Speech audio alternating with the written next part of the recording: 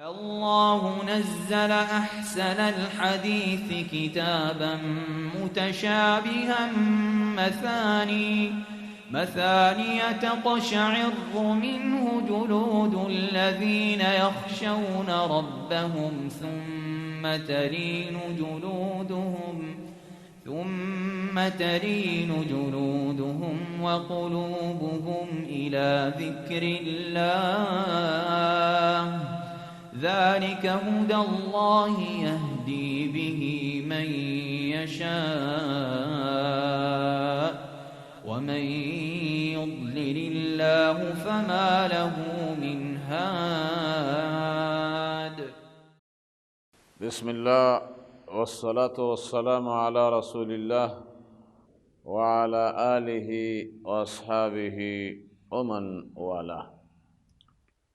أما بعد فأعوذ بالله من الشيطان الرجيم.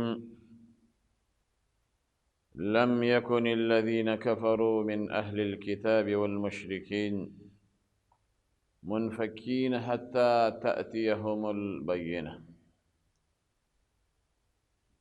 ډیرو قدرمنو مشرانو کشرانو ځوانانو او خویندو میندو او د پیغام ټي وي او قنات مینوالو، السلام علیکم ورحمة الله وبرکاته. زمونږ او ستاسو د دې درس او حلقې عنوان دی، موضوع ده چې آیا یهود او نصارا کفار او مشرکین دی او کنه،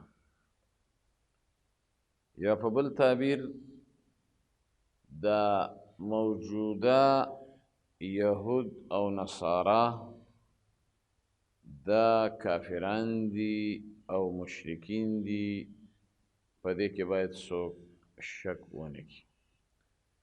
چې کله پیغمبر علیه السلام نه مني، قرآن نه مني، ایمان پې نه راوړي، اگر که دی وایي زه تورات منم، انجیل منم او موسی علیه السلام منم، عیسی علیه السلام منم، نو ده ته مونږه مسلمانان نشو ویلی او دی کفار دی، مشرکین دي. ځکه چې پیغمبر علیه السلام الله راولیږه، نو د پیغمبر علیه السلام په راتګ سره دا ټول دینونه او ادیان منسوخ شو. او حدیث کې راځي که چېرته موسی علیه السلام او عیسی علیه السلام ژوندي وای زما په دې وخت کې، نو دو به هم زما تابعداري کړې. ذکر الله سبحانه وتعالى فرمای ان الدین عند الله الاسلام، الله ته مقبول منظور رسمی دین د اسلام دی. ومن يبتغي غیر الاسلام دینا فلن يقبل منه وهو في الآخرة من الخاسرین. او څوک چې بل دین د ادیانو خپل دین ګڼي ما سوا د دین د اسلام نه، نو دا به د ده نه نشي وی قبلېدلی، بلکې دیم تاوانی دی او په زیان او نقصان کې دی پروت دی. نو دې وجې نه قدرمنو دا کافران چې دي، دا ځکه کافر ورته وایي یا کفار ورته وایي چې دوی حق پټ کړی، د حق نه انکار کړی. ځکه دا کفر دا ویل کېږي پټوالي ته، او کافر ته ولې کافر وایي؟ لأنه انکر الحق، ځکه دوی د حق نه انکار کړی. او جحد الحق وکذبه، حق یې پټ کړی دی او انکار کوي، او بلکې د حق تکذیب کوي. او بیا دوی سره د دې نه چې کافر هم دي مشرک هم دي، ځکه د الله سبحانه وتعالی سره نور څه شریکان کړي دي. شرک د دو په دې وجه دی چې لأنهم عبدوا غیر الله، دوی د الله نه ما سوا د نور مخلوق عبادت کوي. دغه یهود، دغه نصارا، د دې وجې نه د دوی په کفر باندې دلیل د قرآن کریم آیتونه دي، په لسګونو آیتونه دي چې یو د هغې نه د سورة بینه آیت دی چې لم یکن الذین کفروا من اهل الكتاب والمشرکین منفکین حتی تأتیهم البینه. په دې آیت کریمه کې بالکل الله سبحانه وتعالی د یهودو او نصاراو نه تعبیر وکړ چې دوی کافران شوي دي، اگر که دوی ځان ته اهل کتاب وایي، نصارا وایي، یهود وایي او دوی په شرک اخته دي، نو دې وجې نه الله سبحانه وتعالی موصوف کړو دوی په کفر سره.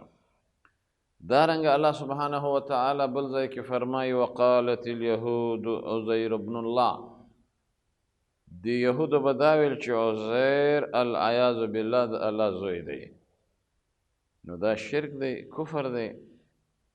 وقالت النصارى المسیح ابن الله، نصارا ویل چې عیسی علیه السلام د الله زوی دی، العیاذ بالله.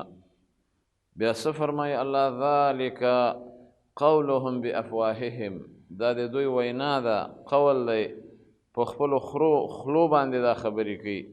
یضائحون قول الذین کفروا من قبل، دا بالکل مشابهت او ورتوالی دی د هغه کافرانو سره. قاتلهم الله انا یؤفکون، الله خیری ورته کوي، الله دې دوی مړه کي کوم طرف ته دوی اوړېدلی کېږي او د حق نه دوی اوړي او حق ته غاړه نه ږدي. نو دې نه معلومه شو چې هر یهودي نصراني کافر هم دی، مشرک هم دی. په دې باندې ګڼ شمېر آیتونه دي، ما یو څو آیته ذکر کړه، بلکې د دوی په شرک باندې دغسې آیتونه شته لکه چې په کفر آیتونه شته. لقد کفر الذین قالوا، الله په سورة مائده کې د دې یهودو نصاراو نه هغه تعبیر پسه کوي کفرو، دوی بالکل کافر شوي په دې خپلو خبرو، په دې خپلو ویناګانو، په دې نسبتونو، په دې شرک باندې دوی کافران دي. نو دې وجې نه الله سبحانه وتعالی سورة توبه کې فرمایلي اتخذوا احبارهم ورهبانهم اربابا من دون الله، دوی نیولی دي خپل علما او خپل پیران اربابان په ربوبیت نیولی ما سوا د الله نه. والمسیح ابن مریم، او عیسی علیه السلام چې زوی د مریم دی هغه هم په ربوبیت نیولی و. او حال دا وما امروا الا لیعبدوا الها واحدا لا اله الا هو سبحانه عما یشرکون. دی آیت نه پر ډاګه ښکاري چې دوی په دې خبرو باندې شرک کړی او مشرکان شوي دي. دارنګه شیخ ابن باز رحمه الله او شیخ ابن عثیمین رحمه الله او شیخ البانی رحمه الله او ګڼ شمېر د دې اسلامي امت علما او مفسرین، محدثین، محققین، هغوی وایي چې اهل الکتاب داخلون فی المشرکین والمشرکات، اهل کتاب چې ځان ته یهودي او نصراني وایي دا بالکل داخل دي په مشرکینو کې. هغه سړي مشرکین دي او ښځې مشرکاتې دي. چې کله د دوی ذکر وشي نو مراد ترې هغه دا دی چې هر یهودي او نصراني هغه به مشرک هم وي او کافر به هم وي. وایي په دې کې باید څوک شک ونه کړي. نو دغه وجه ده چې دوی د مسجد حرام نه ممنوع دي او منع دي، هلته نشي داخلېدلی. الله سبحانه وتعالی قرآن کریم کې فرمایلی دی یا ایها الذین آمنوا انما المشرکون نجس، ای د ایمان خاوندانو دغه مشرکان نجس دي، پلید دي، خبیث دي. نو فلا یقرب المسجد الحرام، دوی دې نه داخلیږي مسجد حرام ته بعد عامهم هذا، د سورة توبه آیت دی. د دې وجې نه که ستاسو فکر وي، خیال وي او څوک د مکې مکرمې ته تللی وي نو هلته د دې مشرکینو دپاره کفارو د کاره لیکلي دي په روډ باندې، په لوحې باندې الطریق لغیر المسلمین، د هغو لاره بیله ده، په حرم باندې نشي تللی. بناء په دې آیت سره. نو دا وجه ده چې دا اهل کتاب چې یهود او نصارا دي دوی کافر هم دي او مشرک هم دي.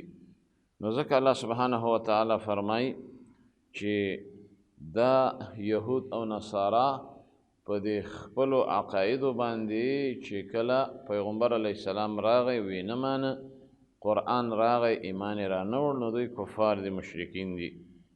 که چیرته اهل کتاب داخل نشي په اسم د مشرک سره یا د مشرک سره په وخت د اطلاق کې، نو بیا به دغه آیت د دو دپاره هغه مصداق ونه ګرځي، او حال دا چې د آیتونه مصداق دقه یهود و نصارا دي.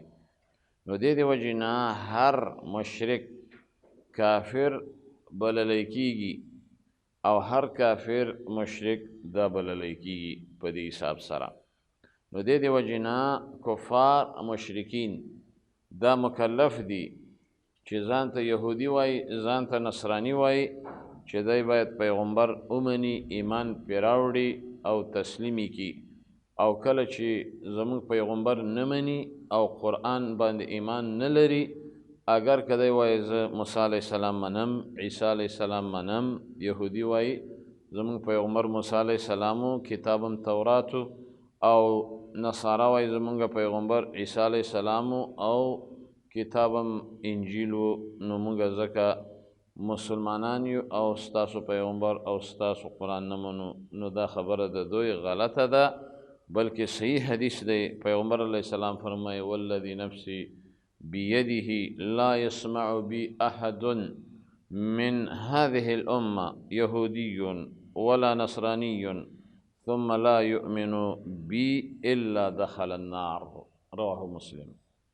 وی قسم می دی په هغه ذات چې زما نفس د هغه په لاس کې دی، نه اوري زمانه یو تن د امت که هغه یهودي وي یا نصراني وي او دی بیا ایمان را نه وړي، مګر هم دا خبره دی واوري چې دی به جهنم ته داخلیږي. نو ځکه الله سبحانه وتعالی د دې زمانې مشرکین او بلکې یهود او نصارا مکلف کړي دي، مخاطب کړي دي چې د الله په نبي به ایمان راوړي. نو همدا وجه ده چې یهود نصارا هغوی کفار دي، مشرکین دي، ځکه چې ایمان یې رانهوړ په پیغمبر علیه السلام، قرآن باندې ایمان رانهوړ او هغوی تسلیم نه کړه، او بلکې د غیر الله عبادت یې شروع کړ، او چا عیسی علیه السلام د الله شریک وباله، چا عزیر علیه السلام د الله بچی وباله، او چا د بتانو عبادت شروع کړ. نو دې د وجې نه دوی کفار دي، مشرکین دي. په دې کې باید هیڅوک دا شک او شبهه ونه کړي. ګڼ شمېر آیتونه دي په دې باب باندې قدرمنو. د سورة مائدې ځینې آیتونه دي لقد كفر الذين قالوا ان الله هو المسيح ابن مریم. یقینا کافران دي دغه اهل کتاب چې کله دوی دا قول کړی چې یقینا اله او معبود هغه عیسی علیه السلام دی، حال دا چې هغه د مریم زوی دی او دوی اله یې ګڼي، دا کافر دي. لقد كفر الذين قالوا ان الله ثالث ثلاثه. الله یقینا کافران دي، مشرکین دي، هغه خلک چې هغوی وایي چې الله دریم د دریو دی. وما من اله الا اله واحد. او حال دا چې اله معبود هغه یو ذات چې هغه الله سبحانه وتعالی دی. وان لم ينتهوا اما یقولون. که دې خبرونه دوی منع نشي لیمسن الذین کفروا، نو وبرسیږي دوی له عذاب، ځکه دوی کافران دي. دې آیت نه بالکل معلومه شوه چې الله سبحانه وتعالی په دې باندې فیصله د کفر کړې. همدا وجه د قدرمنو عزیزانو مسلمانان باید په دې پوه شي چې اسلام راغی نو هیڅ یو دین د ادیانو هغه ته مونږه حق نشو ویلی، او هیڅ یو دین د ادیانو هغه د اسلام د دین په مقابل کې رسمیت نه لري، بلکې هغه منسوخ دی. که هغه یهودیت دی، که هغه نصرانیت دی، که دې وجې نه یو کس هغه مسلمان وي یهودي شي یا مسلمان وي نصراني شي نو هغه به قتلولی شي. نبی کریم صلی الله علیه وسلم فرمایلی دي من بدل دینه فاقتلوه، چا چې خپل دین بدل که مسلمان دی یهودي شي، مسلمان دی نصراني شي، مسلمان دی مشرک شي او د بتانو او د اصنامو عبادت شروع کی نو دا به قتلولی شي. وجه دا ده چې دین یې پرېښوست، دین یې ترک او بل باطل دین یې ومانه. دې وجه نه قدرمنو عزیزانو قرآن کریم کې الله سبحانه وتعالی په سورة فاتحه کې چې موږ او تاسو 18 رکعته کې دا فاتحه موږ وایو په فرض منځونو کې چې غیر المغضوب علیهم ولا الضالین، رب موږ بچ کې د هغه مغضوب علیهم د خلکو نه، د هغو د لارې نه، د هغو د منهج نه، د کردار نه چې هغه یهود دي، او ضالین هغه چې هغه ګمراهان دي. د دې وجې نه په حدیث کې راځي غیر المغضوب نه مغضوب علیهم څوک دي؟ الیهود. او ضالین څوک دي؟ نصارا. نو چې موږ په لمانځه کې د دوی نه پناهي غواړو، د دوی د کلچر نه پناهي غواړو، د دوی د عقایدو نه، د دوی د صفتونو نه، د دوی د کردار نه چې دې ته معادات وای، دې ته براء وای. او الله سبحانه وتعالی موږ تاسو باندې دا لازمي کړې ده چې د کافر سره به دشمني کوي، د مؤمن مسلمان سره به دوستی کوي. نو ځکه الله سبحانه وتعالی په دې سورة فاتحه کې بار بار په هر ورځ او شپه کې موږ د الله نه دا سوال کوو اهدنا الصراط المستقیم، چې ربه موږ په صراط مستقیم باندې ټینګ کې او مضبوط کې. صراط الذین انعمت علیهم، چې دا صراط هغه صراط دی چې تا په دې خلکو باندې انعام کړی چې دا منعوم علیهم خلق دي.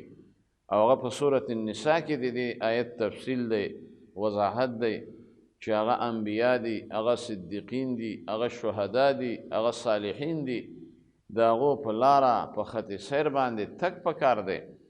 نو دې وجې نه الله سبحانه وتعالی موږ او تاسو د یهودیت نه د نصرانیت نه منع کړي.